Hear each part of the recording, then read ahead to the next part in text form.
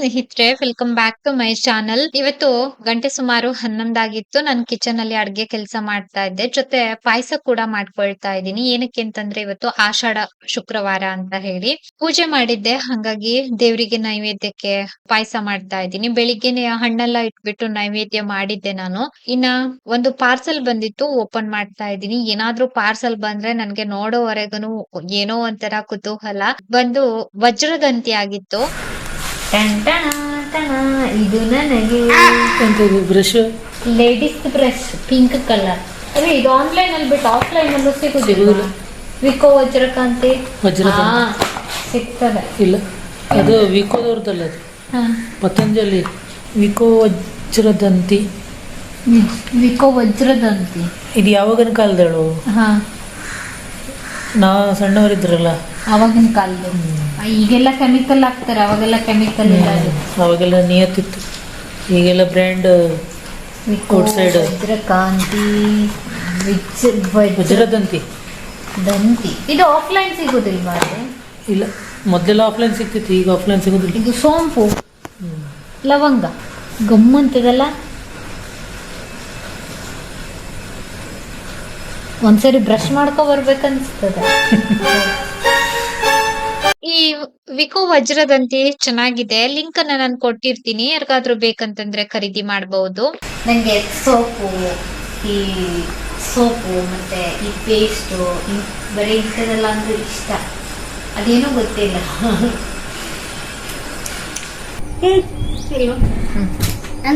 ನಂದು ಇದು ರೆಕಾರ್ಡ್ ಮಾಡ ನಂದು ಇಲ್ಲಿಂದ ಬರೋದು ರೆಕಾರ್ಡ್ ಮಾಡಿ ಹೊಸ್ತರಿಂದ ಹೇಳಿದಿಷ್ಟ ಚೌಕಾಸೆ ಮುಖ ನಾನು ನನ್ನ ಮಗ ಇಲ್ಲಿ. ಎಕ್ಸಾಮ್ ಮಸ್ತಾಗಿತ್ತು ಇವತ್ತು. ಸೂಪರ್ ಆಗಿತ್ತು ಎಕ್ಸಾಮು. ಎಲ್ಲ ಬರ್ದಿ ಮಗ್ನೆ? ಯಾಕೆ ಒಂದ್ ಬಿಟ್ಟೆ ಮಗ. ಓದ್ಕೊಂಡು ಹೋಗ್ಲಿಲ್ಲಾಗಿದ್ದೆ, ಗೊತ್ತಾಗ್ಲಿಲ್ಲ ನಿಂಗೆ? ಅಷ್ಟು ಬರ್ದೆ ಮಗ. ಪರೀಕ್ಷೆ ಚೆನ್ನಾಗಿತ್ತು? ಸೂಪರ್. ಜಾಣ ನನ್ ಮಗ. ಚಿಕ್ಕಮ್ಮ ಪ್ರೀತಿ ಮಾಡ್ತಾ, ಚಿಕ್ಕಮ್ಮನ ಪ್ರೀತಿಯಿಂದ ನೋಡ್ಕೊಂತ, ಚಿಕ್ಕಮ್ಮ ಕೇಳಿಂದೆಲ್ಲ ಕೊಡಿಸ್ತಾ, ಬಟ್ಟೆ ಕೊಡಿಸ್ತಾ, ಮತ್ತೆ ತಿಂಡಿ ಕೊಡಿಸ್ತಾವ. ಪಪ್ಪು ಕೂಡ ಕೆಳಗಡೆ ಹೋದ. ಹಂಗೇನೆ ಸ್ವಲ್ಪ ಬಟ್ಟೆಗಳೆಲ್ಲ ಇತ್ತು, ಫೋಲ್ಡ್ ಮಾಡಿ ಎತ್ತಿ ಇಡ್ತಾ ಇದೀನಿ. ನಮ್ ಕಡೆ ಹೇಗೆ ಅಂತಂದ್ರೆ ಒಂದಿನ ಮಳೆ, ಒಂದಿನ ಬಿಸಿಲು, ಈ ತರ ಇದೆ ವಾತಾವರಣ. ಅದೇನು ಮಂಗ ಜೋತ್ಕೊಂಡೆ ಮಗ. ಪಪ್ಪು ಸ್ಕೂಲ್ಗೆ ಹೋಗಿ ಬಂದ, ಸ್ಕೂಲ್ಗೆ ಹೋಗ್ತ ರೆಡಿಯಾಗಿ ಬಂದ. ಜಾಣ. ಇವತ್ತೆಂತ ತಂದಿಡ್ಬೇಕು ತಿಂಡಿ? ನಿನ್ನೆ 5 ಸ್ಟಾರ್ ಬೇಕು ತಿನ್ಕೊಂಡು ಹಂಗಂದ್ರೆ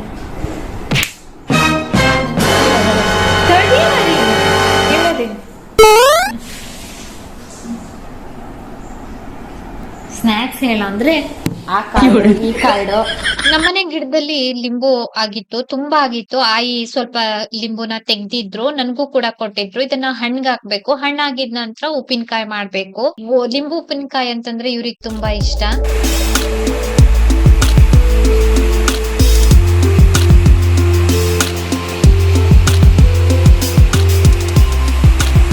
ದಿಢೀರಾಗಿ ಮಾಡುವಂತಹ ದೋಸೆ ರೆಸಿಪಿನ ಶೇರ್ ಮಾಡ್ತಾ ಇದ್ದೀನಿ. ಬೆಳಿಗ್ಗೆ ತಿಂಡಿಗೆ ಮಾಡಿದ್ದೆ ನಾನು. ಹೆಸರು ಬೇಳೆನ ನೆನೆ ಹಾಕಿಟ್ಟಿದ್ದೆ, ಒಂದ್ 15 ನಿಮಿಷ ನೆನೆ ಹಾಕಿದ್ದೆ. ನಂತರ ಚೆನ್ನಾಗಿ ತೊಳೆದು ಮಿಕ್ಸಿ ಜಾರಿಗೆ ಸೇರಿಸಿದ್ದೀನಿ. ಹಂಗೇನೆ ಅಕ್ಕಿ ಹಿಟ್ಟನ್ನ ಸೇರಿಸ್ತಾ ಇದ್ದೀನಿ. 1 ಕಪ್ ನಷ್ಟು ಅಕ್ಕಿ ಹಿಟ್ಟನ್ನ ಹಾಕ್ಬೇಕು. ಮೊದ್ಲಿಗೆ ನಾನು ಅರ್ಧ ಕಪ್ ಹಾಕಿದ್ದೆ, ನಂತರ ಮತ್ತೆ ಅರ್ಧ ಕಪ್ ಅನ್ನ ಸೇರ್ಸಿದೀನಿ. ಈ ಹೆಸರು ಬೇಳೆ ಜಾಸ್ತಿ ಪ್ರಮಾಣದಲ್ಲಿ, ಅಕ್ಕಿ ಹಿಟ್ಟನ್ನ ಕಡಿಮೆ ಪ್ರಮಾಣದಲ್ಲಿ ಹಾಕೊಳ್ಳಿ.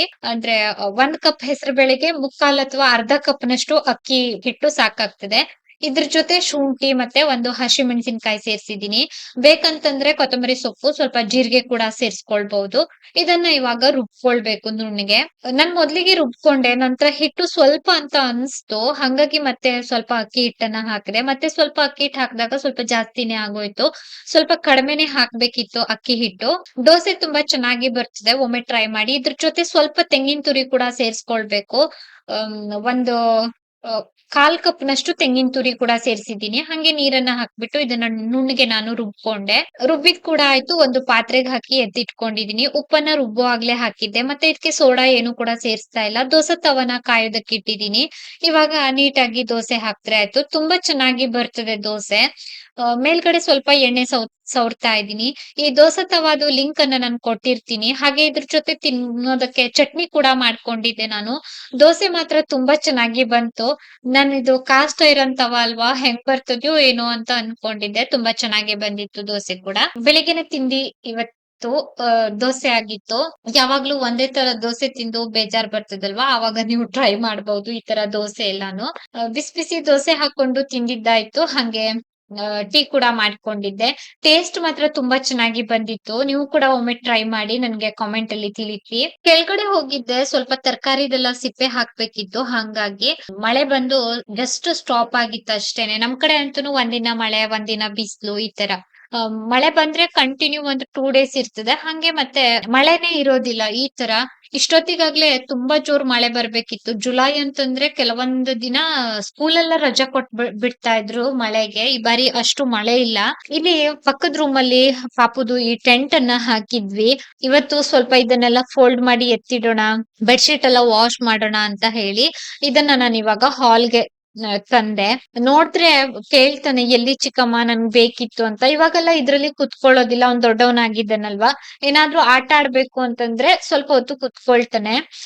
ಸ್ವಲ್ಪ ಧೂಳೆಲ್ಲ ಆಗಿದೆ, ಒಂದಿನ ನೀಟಾಗಿ ವಾಶ್ ಮಾಡಿದ್ರೆ ಆಯ್ತು ಬಿಸಿಲು ಬಂದಾಗ ಅಂತ ಹೇಳಿ ಫೋಲ್ಡ್ ಮಾಡ್ತಾ ಇದ್ದೀನಿ. ಬೆಡ್ಶೀಟ್ ಕೂಡ ತೊಳಿಬೇಕು. ಇನ್ನ ಇದ್ರಲ್ಲಿ ಸ್ವಲ್ಪ ಅವಂದೆಲ್ಲ ವಸ್ತು ಇತ್ತು ಪಾಪುದು. ಎಲ್ ನೋಡಿದ್ರು ಅವಂದೇ ವಸ್ತುಗಳು ನಮ್ಮ ಮನೆಯಲ್ಲಿ ಎಲ್ಲ ಒಂದ್ ಕಡೆ ನೀಟಾಗಿ ಎತ್ತಿಡ್ತಾ ಇದ್ದೀನಿ. ಈ ಟೆಂಟ್ದು ಲಿಂಕ್ ಬೇಕಂತಂದ್ರೆ ಕೊಟ್ಟಿರ್ತೀನಿ. ಇದನ್ನ ಮನೆ ಒಳಗಡೆ ಇಡೋದಕ್ಕಿಂತ ಮನೆ ಹೊರಗಡೆ ಅಂದ್ರೆ ತುಂಬಾ ಜಾಗ ಇರೋರು ಇಟ್ಕೊಳ್ಳೋದಕ್ಕೆ ತುಂಬಾ ಚಂದ. ಇವತ್ತು ಭಾನುವಾರ ಸಂಜೆ 5:45 ಇವಾಗ ಸಿಗ್ತಾ ಇದ್ದೀನಿ.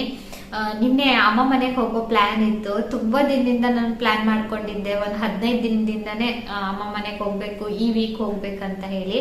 ನೋಡಿದ್ರೆ ಪ್ಲಾನ್ ಎಲ್ಲ ಫ್ಲಾಪ್ ಆಯ್ತು. ನಮ್ಮ ಮನೆಯವರಿಗೆ ಸಣ್ಣದಾಗಿ ಜ್ವರ ಆಯ್ತು, ಅವ್ರ ಹಾಸ್ಪಿಟಲ್ ಎಲ್ಲ ಹೋಗಿದ್ರು. ಸರಿ ಮತ್ತೆ ಅಮ್ಮ ಮನೆಗೆ ಹೋದ್ರುನು ಅಂದ್ರೆ 2 ವೀಲರ್ ಅಲ್ಲಿ ಹೋಗ್ಬೇಕು. ಇವಾಗ ಕಾರ್ ತಗೊಂಡು ಹೋದ್ರೆ ಸ್ವಲ್ಪ ಹೋಗ್ತದೆ, ಸ್ವಲ್ಪ ಕಷ್ಟನೇ. ರಸ್ತೆ ಎಲ್ಲ ಅಷ್ಟು ಸರಿಯಾಗಿ ಇಲ್ಲ, ಹಂಗಾಗಿ ಹೋಗಿಲ್ಲ. ನನ್ಗೆ ನಿನ್ನೆಯಿಂದ ಬೇಜಾರು. ಅಂದ್ರೆ ತುಂಬಾ ದಿನದಿಂದ ಪ್ಲಾನ್ ಮಾಡ್ಕೊಂಡಿದ್ದೆ ಅಲ್ವಾ, ಪ್ಲಾನ್ ಎಲ್ಲ ಹಾಳಾಗೋಯ್ತು ಅಂತ ನನಗೆ ಬೇಜಾರು ನಿನ್ನೆಯಿಂದನು. ಏನು ವಿಡಿಯೋ ಮಾಡಿಲ್ಲ. ನಿನ್ನೆ ಪಾಪು ಕೂಡ ಅವ್ರ ಅಜ್ಜಿ ಮನೆಗೆ ಹೋಗಿದ್ದಾನೆ. ನಿನ್ನೆ ಸಂಜೆ ಹೋಗಿದ್ದಾನೆ. ಇನ್ನೇನ್ ಬರ್ತಾನೆ, ಇನ್ನ ಒಂದು ಸ್ವಲ್ಪ ಹೊತ್ತಲ್ಲಿ ಬರ್ತಾನೆ. ಪಾಪು ಬೇರೆ ಇಲ್ಲ ಅಲ್ವಾ, ಏನೋ ಒಂಥರ ಮನೆಯೆಲ್ಲ ಖಾಲಿ ಖಾಲಿ ಅಂತ ಅನಿಸ್ತಾ ಇದೆ. ಜೊತೆ ಬೇಜಾರು ಅಂದ್ರೆ ಬೇಜಾರು. ಅವನಿದ್ರೆ ಎಡ್ಡಿ ದಿನ ಬರ್ತಿರ್ತಾನೆ, ಚಿಕ್ಕಮ್ಮ ಅಲ್ಲಿ ನೋಡು, ಚಿಕ್ಕಮ್ಮ ಇಲ್ಲಿ ನೋಡು, ಅಲ್ಲಿ ಬಾ ಚಿಕ್ಕಮ್ಮ, ಇಲ್ಲಿ ಬಾ, ಕುತ್ಕೋ ಚಿಕ್ಕಮ್ಮ, ಆಟ ಆಡು, ಹಿಂಗೇನೆ ಕರೀತಾ ಇರ್ತಾನೆ. ಅಷ್ಟೊತ್ತಿಗೆ ಬಂದು ಅಂದ್ರೆ ನಾವು ಸ್ವಲ್ಪ ಬೇಜಾರಲ್ಲಿ ಇದ್ರು ಫುಲ್ ಎನರ್ಜಿ ತರಿಸ್ಬಿಟ್ಟು ಹೋಗ್ತಾನೆ. ನಿನ್ನೆಯಿಂದ ಸ್ವಲ್ಪ ಬೇಜಾರು. ರೀಸನ್ ಏನಂದ್ರೆ ಅಮ್ಮನ ಮನೆಗೆ ಹೋಗೋದಕ್ಕಾಗ್ಲಿಲ್ಲ ಅಂತ ತಲೆಗೆ ಎಣ್ಣೆ ಹಚ್ಕೊಂಡು ಕುಂತಿದೀನಿ. ಇವತ್ತು ಭಾನುವಾರ. ಒಂದು ಪಾಡ್ಕಾಸ್ಟ್ ನೋಡ್ತಾ ಕುಂತಿದ್ದೆ, ಒಂದು ಅರ್ಧ ನೋಡ್ದೆ, ನೋಡ್ಬೇಕಿನ್ನ. ನನ್ಗೆ ತುಂಬಾ ಇಂಟ್ರೆಸ್ಟ್. ಯಾರಾದ್ರೂ ಎಲ್ಲರದು ನೋಡ್ತೀನಿ ಅಂತಲ್ಲ, ಕೆಲವೊಂದು ಪಾಡ್ಕಾಸ್ಟ್ ಅನ್ನ ನಾನು ನೋಡ್ತೀನಿ, ನನ್ಗೆ ಇಷ್ಟ ಆಗ್ತದೆ. ಇನ್ನೇನಂದ್ರೆ ತಲೆಗೆ ಎಣ್ಣೆ ಹಚ್ಕೊಂಡು ಕುಂತಿದೀನಿ, ನಾಳೆ ತಲೆ ಸ್ನಾನ ಮಾಡ್ಬೇಕು ಅಂತ ಹೇಳಿ. ನಾನೆಲ್ಲಾದ್ರೂ ಮದ್ವೆಗೆ ಹೋದಾಗ, ರೆಡಿಯಾಗಿ ಹೋದಾಗ್ಲಿ, ಅಥವಾ ನನ್ನ ಅಮ್ಮ ಮನೆಗೆ ಹೋದಾಗ, ನನ್ನ ಅಕ್ಕನ ಜೊತೆ ಎಲ್ಲಾದ್ರೂ ಹೋದಾಗ್ಲಿ, ಅಥವಾ ನನ್ನ ಮನೆಯಲ್ಲಿ ಇದ್ದಾಗ್ಲೂ. ನಿನ್ನೆ ಕೂಡ ಒಂದು ಕಾಮೆಂಟ್ ಬಂದಿತ್ತು, ನೀವು ಹೇರ್ ಸ್ಟೈಲ್ ಮಾಡಿ ನೀವು ಚಂದ ಕಾಣಿಸ್ಬಹುದು ಅಂತ ನನ್ಗೆ ಕಾಮೆಂಟ್ ಹಾಕಿದ್ರು. ನನ್ಗೆ ಫುಲ್ ಇಲ್ಲೆಲ್ಲ ವೈಟ್ ಹೇರ್ಸ್ ಬಂದಿದೆ. ನಾನು ಸಾಧ್ಯವಾದಷ್ಟು ಕವರ್ ಮಾಡಿ ಬಾಚ್ಕೊಳ್ತೀನಿ. ರೀಸನ್ ಏನಂತಂದ್ರೆ, ಇಷ್ಟು ಚಿಕ್ಕ ವಯಸ್ಸಿಗೆ ನಾವು ಅಂದ್ರೆ ಕೆಮಿಕಲ್ ಡೈಗಳನ್ನೆಲ್ಲ ಯೂಸ್ ಮಾಡಬಾರ್ದು ಅಂತ ನಾನು ಸಾಧ್ಯವಾದಷ್ಟು ಕವರ್ ಮಾಡಿ ಬಾಚ್ಕೊಳ್ತೀನಿ. ನೀವು ತುಂಬಾ ಜನ ಹೇಳ್ತೀರಿ, ನನ್ನ ಅಕ್ಕನ್ ನೋಡಿದಾಗ್ಲೂ ಹೇಳ್ತೀರಿ, ನೋಡಿ ಅವರು ಸ್ಟೈಲ್ ಮಾಡಿ ಬಾಚ್ಕೊಂಡಿದ್ದಾರೆ, ನೀವು ಬಾಚ್ಕೊಳ್ಳಿ, ನೀವು ಚಂದ ಕಾಣಿಸ್ತೀರಿ, ಹಂಗೆ ಹಿಂಗೆ ಅಂತೆಲ್ಲಾನು. ಆವಾಗ್ಲೇ ಹೇಳ್ದೆ ಅಲ್ವಾ, ನನ್ಗೆ ವೈಟ್ ಹೇರ್ ಪ್ರಾಬ್ಲಮ್ ಇದೆ. ನಮ್ಮ ಫ್ಯಾಮಿಲಿನಲ್ಲಿ ಬೇಗನೆ ಬಂದಿರೋದು ವೈಟ್ ಹೇರ್ಸ್ ಅಂತಂದ್ರೆ ನನ್ಗೇನೆ. ನನ್ಗೆ ಯಾವುದೇ ರೀತಿ ಬೇಜಾರಿಲ್ಲ. ರೀಸನ್ ಏನು ಅಂತಂದ್ರೆ, ಹಾರ್ಮೋನ್ ಇಂಬ್ಯಾಲೆನ್ಸ್ ಇಂದ ಕೆಲವರಿಗೆ ವೈಟ್ ಹೇರ್ಸ್ ಬೇಗನೆ ಬರ್ತದೆ, ಕೆಲವರಿಗೆ ವಿಟಮಿನ್ B12 ಕೊರತೆಯಿಂದ ಬರ್ತದೆ ಅಂತ ಹೇಳ್ತಾರೆ ನಾನ್ ನೋಡಿದ ಪ್ರಕಾರ. ನನ್ಗೆ ಏನಂತಂದ್ರೆ ಎಂಡೋಮೆಟ್ರಿಯೋಸಿಸ್ ಇರೋದ್ರಿಂದನೂ ಬೇಗನೆ ವೈಟ್ ಹೇರ್ಸ್ ಬಂದಿರ್ಬೋದು. ನಾನು ಡಾಕ್ಟರ್ ಕೂಡ ಕೇಳಿದ್ದೆ. ನಾನು ಮುಂಚೆಲ್ಲ ತುಂಬಾ ಟೆನ್ಷನ್ ಮಾಡ್ಕೊಳ್ತಾ ಇದ್ದೆ, ಇವಾಗೆಲ್ಲ ಟೆನ್ಷನ್ ಮಾಡ್ಕೊಳ್ಳೋದಿಲ್ಲ. ಜೀವನ ಹೇಗ್ ಬರ್ತದೆಯೋ ಹಾಗೆ ತಗೊಂಡು ಹೋಗ್ತಾ ಇರ್ಬೇಕು. ನಾನ್ ತುಂಬಾ ಈ ತರ ಪಾಡ್ಕಾಸ್ಟ್ ಗಳೆಲ್ಲ ನೋಡ್ತೀನಿ ಅಲ್ವಾ, ಡಾಕ್ಟರ್ದು ಇಂಟರ್ವ್ಯೂ ಎಲ್ಲ ನೋಡ್ತೀನಿ. ಹಾಗಾಗಿ ಅಂದ್ರೆ ನನ್ಗೆ ಯಾವುದೇ ಡೈಗಳನ್ನ ಉಪಯೋಗಿಸಬಾರ್ದು ಅಂತ. ಮುಂಚೆ ಮೆಹಂದಿ ಹಚ್ಕೊಳ್ತಾ ಇದ್ದೆ, ಇವಾಗ ಅದನ್ನು ಕೂಡ ಬಿಟ್ಟಿದ್ದೀನಿ. ಲಾಸ್ಟ್ ನಾನು ಏಪ್ರಿಲ್ ಟೈಮ್ನಲ್ಲೇನೋ ಒಮ್ಮೆ ಹಚ್ಚಿದ್ದೆ, ಅದಾಗಿದ ನಂತರ ಮೆಹಂದಿ ಕೂಡ ನಾನು ಹಚ್ಚಿಲ್ಲ. ರೀಸನ್ ಏನಂತಂದ್ರೆ ಕೆಲವೊಂದು ಇಂಟರ್ವ್ಯೂ ಎಲ್ಲ ನೋಡಿದಾಗ ಎಲ್ಲೋ ಒಂದ್ ಕಡೆ ಭಯ ಸ್ಟಾರ್ಟ್ ಆಗ್ತಿದೆ. ಅಂದ್ರೆ ಬಂದಿದ್ದನ್ನ ಬಂದಾಗೆ ಸ್ವೀಕಾರ ಮಾಡ್ತಾ ಮುಂದಕ್ಕೆ ಹೋಗ್ತಾ ಇರ್ಬೇಕು. ಅದನ್ನ ಬಿಟ್ಟು ಅಂದ್ರೆ ನಾವೇನಾದ್ರೂ ಡೈಗಳೆಲ್ಲ ಉಪಯೋಗಿಸಿ ಬೇಡದೇ ಇರೋ ಕಾಯಿಲೆ ಎಲ್ಲ ಬೇಕಾ ಅಂತ ನನಗೆ ಅನಿಸ್ತದೆ. ನಾನು ಮತ್ತೆ ಬಾಯ್ಬಿಟ್ಟು ಹೇಳೋದಿಲ್ಲ ಸ್ನೇಹಿತರೆ. ಹಂಗಾಗಿ ನಾನು ಇತ್ತೀಚೆಗೆ ಸುಮ್ಮನೆ ಆಗ್ಬಿಟ್ಟಿದೀನಿ. ಅಷ್ಟೇನ್ ಗೊತ್ತಾಗೋದಿಲ್ಲ, ಆದ್ರೆ ನಾನು ಸ್ಟೈಲ್ ಆಗಿ ತಲೆ ಬಾಚ್ಕೊಳ್ತೀನಿ ಅಂತಂದ್ರೆಲ್ಲಾನು ಗೊತ್ತಾಗ್ತದೆ. ನೀಟಾಗಿ ಕವರ್ ಮಾಡಿ ಅಂದ್ರೆ ಸ್ವಲ್ಪ ಬಾಚ್ಕೊಳ್ಳೋ ತರ ಬಾಚ್ಕೊಂಡ್ರೆ ಅಷ್ಟೊಂದು ಗೊತ್ತಾಗೋದಿಲ್ಲ. ಇಲ್ಲೆಲ್ಲೂ ಕೂಡ ಇಲ್ಲ, ಇಲ್ಲಿ ಫ್ರಂಟ್ ಅಲ್ಲೇನೆ ನನ್ಗೆ ಇದೆ. ನೋಡ್ಬೇಕು, ಇವಾಗ ಸ್ವಲ್ಪ ಕಡಿಮೆ ಆಗ್ತಾ ಇದೆ ಅಂತ ನನ್ಗೆ ಅನಿಸ್ತಾ ಇದೆ, ಗೊತ್ತಿಲ್ಲ, ನೋಡೋಣ. ನನ್ನ ಅಕ್ಕಗೆ ಅಷ್ಟೊಂದು ವೈಟ್ ಹೇರ್ಸ್ ಎಲ್ಲ ಬಂದಿಲ್ಲ ಅವ್ರಿಗಿನ್ನ. ಇನ್ನ ಒಂದೇನಂತಂದ್ರೆ ನನ್ನ 10 ವರ್ಷದಿಂದನೂ ನನ್ನ ಮೆಡಿಸನ್ ಕೂಡ ನನ್ಗೆ ಎಫೆಕ್ಟ್ ಆಗಿರ್ಬಹುದು. ನಾವು ತುಂಬಾ ಕಡೆ ನಾವು ಟ್ರೀಟ್ಮೆಂಟ್ ಎಲ್ಲ ತಗೊಂಡಿದ್ವಿ, ತುಂಬಾ ಕಡೆ ಮೆಡಿಸನ್ ಎಲ್ಲ ತಿಂದಿದ್ದೆ, ಎಲ್ಲಾನು ಕೂಡ ಎಫೆಕ್ಟ್ ಆಗ್ತದೆ. ಬಿಳಿ ಕೂದಲ ಬರೋದಕ್ಕೆ ಎಲ್ಲಾನು ಕೂಡ ರೀಸನ್ ಇರ್ತದೆ ಸ್ನೇಹಿತರೆ. ನಾನು ಆವಾಗ್ಲೇ ಹೇಳ್ದಾಗ್ಲೇನೆ ನನ್ಗೆ ಯಾವ್ದೇ ರೀತಿ ಬೇಜಾರಿಲ್ಲ, ಹೇಳ್ಕೊಳ್ಳೋದಕ್ಕೂ ಕೂಡ ನನ್ಗೇನ್ ಮರ್ಯಾದೆ ಆತರ ಏನೂ ಇಲ್ಲ. ನಿಮ್ಗೆ ಅನ್ಸ್ಬಹುದು ಅಯ್ಯೋ ವೈಟ್ ಹೇರ್ ಬಂದಿದ ತಕ್ಷಣ ಮರ್ಯಾದೆ ಅನ್ಸೋದು ಅಥವಾ ಯಾರ ಹತ್ರ ಆದ್ರೂ ಹೇಳ್ಕೊಳ್ಳೋದಕ್ಕೆ ಬೇಜಾರು. ನನಗೆ ಖಂಡಿತ ಬೇಜಾರಿಲ್ಲ. ನೀವು ತುಂಬಾ ಜನ ಹೇಳ್ತೀರಿ ಅಲ್ವಾ, ಅಂದ್ರೆ ನೀವು ಹೇರ್ ಸ್ಟೈಲ್ ಮಾಡಿ ಚಂದ ಕಾಣ್ಬಹುದು ಅಂತ. ಮೇಕಪ್ ಮಾಡ್ಕೊಂಡು ಹೇರ್ ಸ್ಟೈಲ್ ಮಾಡ್ಕೊಂಡು ಚಂದ ಕಂಡ್ರೆ ನಾವು ಒಂದಿನ ಕಾಣ್ಬಹುದು ಅಷ್ಟೇನೆ ಅಲ್ವಾ. ಮತ್ತೆ ಒರಿಜಿನಲ್ ಗೆಟಪ್ ನಾವು ಇದೇ ಗೆಟಪ್ ಬರ್ಲೇಬೇಕು. ತುಂಬಾ ಮೇಕಪ್ ಮಾಡ್ಕೊಂಡು ನಾವು ಒಂದು ಫಂಕ್ಷನ್ಗೆ ಹೋಗಿ ಬಂದ್ರು ಮುಖ ತೊಳೆದಿದ ನಂತರ ಆ ಮೇಕಪ್ ಎಲ್ಲ ಹೊರಟೋಗ್ತದೆ. ನೀವು 10,000 ಕೊಟ್ಟು ಮೇಕಪ್ ಮಾಡ್ಕೊಂಡು ಒಂದು ಮದ್ವೆ ಅಟೆಂಡ್ ಮಾಡ್ತೀರಿ, ಒಂದು ಗೃಹ ಪ್ರವೇಶ ಅಟೆಂಡ್ ಮಾಡ್ತೀರಿ ಅಂತಂದ್ರೆ ಒಂದ್ ಕ್ಷಣ ನಾವು ಮುಖ ತೊಳೆದಿದ ತಕ್ಷಣ ಅದು ಅಷ್ಟು ಹೋಗ್ತದೆ. ನಾವ್ ಇರೋದೇ ಹೀಗೆ ಅಲ್ವಾ. ಅಂದ್ರೆ ನೀವು ಮಾಡ್ಕೊಳ್ಳೋ ತಪ್ಪು ಅಂತ ನಾನು ಹೇಳ್ತಾ ಇಲ್ಲ, ಇದು ನಂದು ಅಭಿಪ್ರಾಯ, ಅಷ್ಟ್ ಬಿಟ್ರೆ ಇನ್ನೇನಿಲ್ಲ. ನಮ್ಮ ಮನೆಯವರು ಪಕ್ಕದಲ್ಲಿ ಕುತ್ಕೊಂಡು ಕಾಮೆಂಟ್ ಪಾಸ್ ಮಾಡ್ತಾ ಇದ್ದಾರೆ. ಇಷ್ಟೊತ್ತಿರ್ಲಿಲ್ಲ, ಹೊರ್ಗಡೆ ಹೋಗಿದ್ರು ವರ್ಕಿನ ಮೇಲೆ. ದುಡ್ಡಿರೋರಿಗೆ ಅಂದ್ರೆ 10,000 ಏನೂ ಅಲ್ಲ ಅಂತ.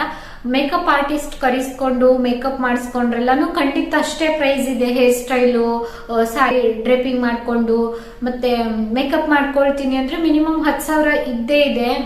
ನಾನು ಕೂಡ ತುಂಬಾ ವಿಡಿಯೋಸ್ ಎಲ್ಲ ನೋಡ್ತೀನಿ, ಹಂಗಾಗಿ ನಾನು ಹೇಳ್ತಾ ಇರೋದು. ಮುಖ ತೊಳೆದಿದ ತಕ್ಷಣ ನಾವು ಇದೆ ಅಲ್ವಾ ಒರಿಜಿನಲ್ ಗೆಟಪ್ಗೆ ಬರೋದು ಅಂತ. ನಾನು ಹೇಳಿದ್ದನ್ನ ತಪ್ಪು ಅಂತ ಭಾವಿಸ್ಬೇಡಿ. ನನ್ಗೆ ಪದೇ ಪದೇ ಇದ್ದೇ ಕಮೆಂಟ್ ಬರ್ತಾ ಇತ್ತು, ನೀವು ಹೇರ್ ಸ್ಟೈಲ್ ಮಾಡ್ರೆ ಚಂದ ಕಾಣ್ಬೋದು, ಆ ಥರ ಎಲ್ಲ ಕಮೆಂಟ್ ಬರ್ತಾ ಇತ್ತು. ಹಂಗಾಗಿ ನಾನು ಆನ್ಸರ್ ಮಾಡಿದ್ದೆ ಅಷ್ಟೇನೆ, ಬಿಟ್ರೆ ಇನ್ನೇನಿಲ್ಲ. ಒಂದಿನ ಚಂದ ಕಾಣೋಗೋಸ್ಕರ ಯಾವ್ಯಾವ್ದೋ ಡೈಗಳನ್ನೆಲ್ಲ ಉಪಯೋಗಿಸಿ ಸುಮ್ನೆ ಏನಾದ್ರೂ ಕಾಯಿಲೆ ಎಲ್ಲ ಬರ್ಸ್ಕೊಳ್ಳೋದ್ ಬೇಕಾ? ಬೇಡ ಅಲ್ವಾ. ಇದ್ದಷ್ಟು ದಿನ ಆರಾಮಾಗಿ ನೆಮ್ಮದಿಯಿಂದ ಇರ್ಬೇಕು. ಸರ್. ಇನ್ನ ನೀವು ತುಂಬಾ ಜನರನ್ನ ನೋಡಿರ್ಬೋದು, ತುಂಬಾ ಜನ ಎಷ್ಟೇ ಏಜ್ ಆದ್ರೂ ಕೂಡ ಈ ಡೈಗಳನ್ನೆಲ್ಲ ಉಪಯೋಗಿಸ್ತಾರೆ. ತುಂಬಾ ಜನರನ್ನ ನೀವು ನೋಡಿರ್ಬೋದು. ನಾನು ಮತ್ತೆ ಬ್ಲಾಗ್ ಅಲ್ಲಿ ಹೇಳೋದಿಲ್ಲ, ದೊಡ್ಡವ್ರ ಬಗ್ಗೆ ಎಲ್ಲ ಮಾತಾಡುವಷ್ಟು ದೊಡ್ಡವಳು ಖಂಡಿತ ನಾನಲ್ಲ. ತುಂಬಾ ಜನ ಒಂದು 40-50 ಕ್ರಾಸ್ ಆಗ್ತಿದ್ದಾಗ್ಲೇನೆ ಕೆಲವರಿಗೆ ತುಂಬಾ ವೈಟ್ ಹೇರ್ಸ್ ಬರ್ತಿದಲ್ವಾ, ಅವ್ರು ಹಂಗೆ ಇರ್ತಾರೆ, ಯಾವುದೇ ಡೈಗಳನ್ನ ಉಪಯೋಗಿಸೋದಿಲ್ಲ. ರೀಸನ್ ಅವರಿಗೂ ಕೂಡ ಗೊತ್ತಿರ್ತದೆ. ಅಂದ್ರೆ ನಾವು ಡೈ ಉಪಯೋಗಿಸಿದ್ದು ನಾವು ಇಲ್ಲಿ ಹಚ್ತೀವಿ ಅಲ್ವಾ, ಫುಲ್ ಅಂದ್ರೆ ಹೀರ್ಕೊಂಡು ನಮ್ಮ ದೇಹದ ಬಾಡಿಗೆನೆ ಅದು ಸೇರ್ಕೊಳ್ತದೆ. ಅದರಿಂದ ಏನೆಲ್ಲ ಹಾನಿ ಆಗ್ತದೆ ಅನ್ನೋದು ತುಂಬಾ ಜನಕ್ಕೆ ಗೊತ್ತಿರೋದ್ರಿಂದ ಅಂದ್ರೆ ತುಂಬಾ ಜನ ಉಪಯೋಗಿಸೋದಿಲ್ಲ. ಡಾಕ್ಟರ್ ಸುಮಾರು ಇಂಟರ್ವ್ಯೂ ನೋಡಿದ, ಅದಕ್ಕೆ ನಾ ಹಿಂಗ ಹಚ್ಚದೆ. ಖರೇನೇ ಸುಮ್ನೆ ಆರೋಗ್ಯ ಹಾಳು ಮಾಡ್ಕೊಳ್ಳೋದು ಯಾಕೆ? ದೇವ್ರು ಕೊಟ್ಟಿರೋದನ್ನ ಸ್ವೀಕಾರ ಮಾಡ್ತಾ ಮುಂದಕ್ಕೆ ಹೋಗ್ತಾ ಇರ್ಬೇಕು. ಇನ್ನ ಒಂದು ತುಂಬಾ ಚಿಕ್ಕ ವಯಸ್ಸಿಗೆ ನೀವು ಯಾವ್ದಾದ್ರು ಕೆಮಿಕಲ್ ಡೈ ಉಪಯೋಗಿಸ್ತೀನಿ ಅಂತಂದ್ರೆ ತುಂಬಾ ಎಚ್ಚರಿಕೆಯಿಂದ ಇರಿ. ಸ್ವಲ್ಪ ಬಿಳಿ ಕೂದಲ ಇರ್ತದಲ್ವಾ, ನೀವು ಡೈ ಹಚ್ತಾ ಫುಲ್ ಬಿಳಿ ಕೂದಲ ಬರ್ತದೆ, ಕೆಮಿಕಲ್ ಆಗಿರ್ತದೆ. ಮೆಹಂದಿ ಓಕೆ, ಮೆಹಂದಿ ಹಚ್ಚೋದ್ರಿಂದ ಏನು ಸೈಡ್ ಎಫೆಕ್ಟ್ ಆಗೋದಿಲ್ಲ. ನನ್ನ ಪ್ರಕಾರ ಇವಾಗ ಯಾವ್ದೂ ಕೂಡ ಅಷ್ಟು ಅಂದ್ರೆ ಒರಿಜಿನಲ್ಲೇ ಸಿಗ್ತದೆ ಅಂತ ಹೇಳೋದಕ್ಕಾಗೋದಿಲ್ಲ. ನೀವು ನೋಡಿ ಬಳಸಿ. ನಾನು ಬಳಸ್ತಾ ಇಲ್ಲ ಅಂತ ಮಾತ್ರ ನೀವು ಬಳಸಬೇಡಿ ಅಂತ ಹೇಳಲಿಲ್ಲ. ಪಾಪು ಬರ್ತಾನ ಅಂತ ನೋಡ್ಬೇಕು. ನನ್ಗೆ ಎಲ್ಲಾದ್ರೂ ಆಚೆ ಹೋಗ್ಬೇಕು ಅಂತ ಅನಿಸ್ತಾ ಇತ್ತು, ಸ್ವಲ್ಪ ಮೈಂಡ್ ಫ್ರೆಶ್ ಆಗ್ಬೇಕು, ಆಚೆ ಹೋಗ್ಬೇಕು ಅಂತ ಅನಿಸ್ತಾ ಇತ್ತು. ಇವಾಗ ಎಲ್ಲಿ ಹೋಗೋದು? ಇನ್ನ ನಾನು ಇವತ್ತಿನ ವಿಡಿಯೋನು ಕೂಡ ಇಲ್ಲಿಗೆ ಎಂಡ್ ಮಾಡ್ತಾ ಇದ್ದೀನಿ. ವಿಡಿಯೋ ನೋಡಿದಕ್ಕಾಗಿ ಧನ್ಯವಾದ.